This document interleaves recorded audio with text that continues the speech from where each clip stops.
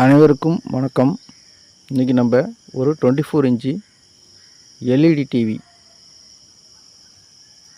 இதில் பார்த்தீங்கன்னா உங்களுக்கு பிக்சர் வந்து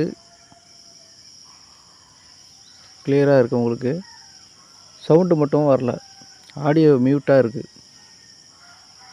சவுண்டு ஃபுல்லாக வச்சுருக்கோம், செட்டாப் பாக்ஸ்லேயும் வச்சுருக்கோம், டிவிலையும் வச்சுருக்கோம். ஆனால் சவுண்டு வந்து சுத்தமாக வரல. என்ன பிரச்சனை அப்படின்னு பார்க்கும்போது, இது வந்து காம்போ போர்டு, அதாவது பவர் சப்ளைவும் இருக்கும், உங்களுக்கு இந்த ப்ராசஸர் ரெண்டுமே சேர்ந்து ஒரே போர்டாக இருக்கிறதுனால காம்போம்பாங்க. இந்த போர்டில் பார்த்தீங்கன்னா ஆடியோ அவுட்டு நான் எடுத்திருக்கேன் பாருங்கள், அதுதான் ஆடியோ அவுட்டு. அது வந்து பின்னை எடுத்து விட்ருக்கேன். இந்த இடத்துல பார்த்தீங்கன்னா எதோ சர்க்யூட்டில் பிரச்சனை, அது ஐசி பிரச்சனை கூட இருக்கலாம். நம்ம அதை சரி பண்ண வேண்டியதில்லை.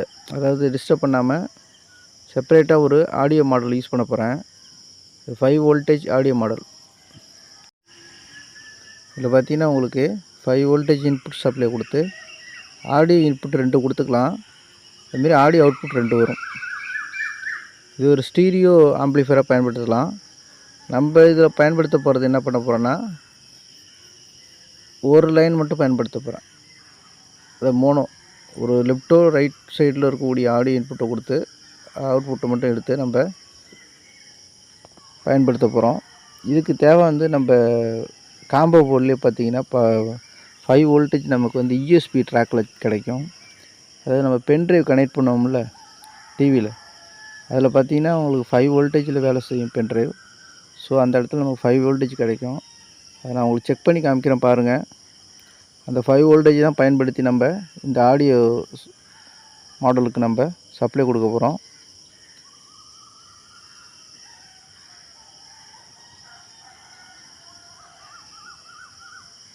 ஃபைவ் வோல்டேஜ் செக் பண்ணி காமிச்சேன். அந்த 5 வோல்டேஜ் யூஸ் பண்ணி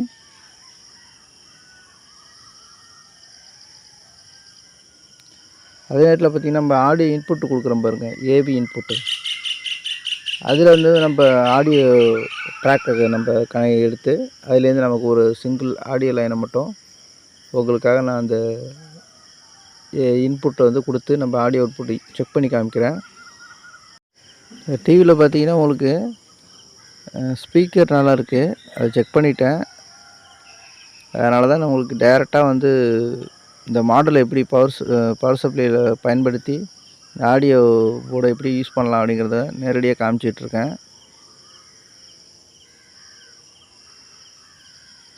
ப்ளஸ் வோல்டேஜ் மைனஸ் வோல்டேஜ் பார்த்து கரெக்டாக கொடுக்கணும். உங்களுக்கு இந்த ஆடியோ சர்க்யூட்டில் கம்ப்ளைண்ட் இருந்தால் இந்த ஆடியோ மாடலை பயன்படுத்துறது ரொம்ப எளிமையான விஷயம்.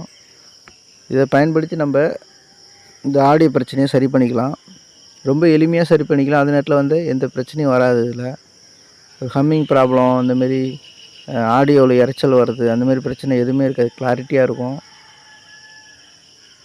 உங்களுக்கு. அது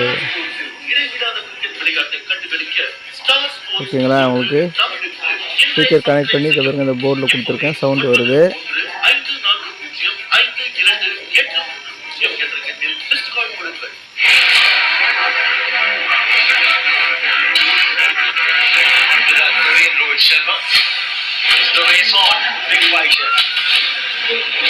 போர்டு மட்டும் நமக்கு தனியாக வருது.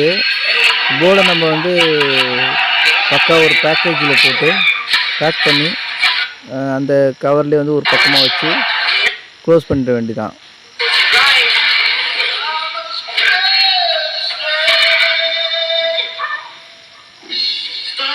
இப்போ பார்த்தீங்கன்னா நான் வந்து 5 வோல்டேஜ் இன்புட் கொடுத்துருக்கேன். அதில் ஒரே ஒரு ஆடியோ ட்ராக்கை மட்டும் பயன்படுத்தியிருக்கேன். லெஃப்ட் ரைட்டில் நம்ம வந்து ரைட் சைடு மட்டும் பயன்படுத்தியிருக்கேன். அவுட்புட் ரைட் சைடில் எடுத்திருக்கேன், அவ்வளோதான். லெஃப்ட் சைடு வந்து நம்ம யூஸ் பண்ணவே இல்லை. தேவைன்னா நீங்கள் யூஸ் பண்ணி 2 ஸ்பீக்கர் கொடுத்துக்கலாம்.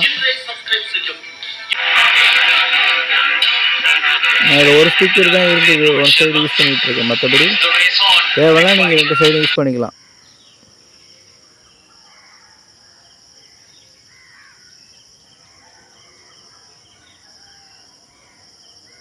முடிஞ்சால் எங்கேயாவது ஸ்க்ரூ பண்ணி வைக்கலாம், அல்லது ஒரு டேப்பை போட்டு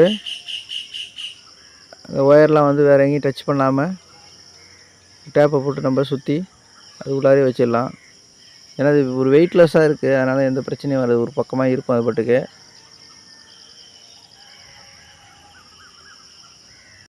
ஸ்வீட்லாம் உங்களுக்கு தகுந்த மாதிரி பார்த்து போட்டுக்கோங்க.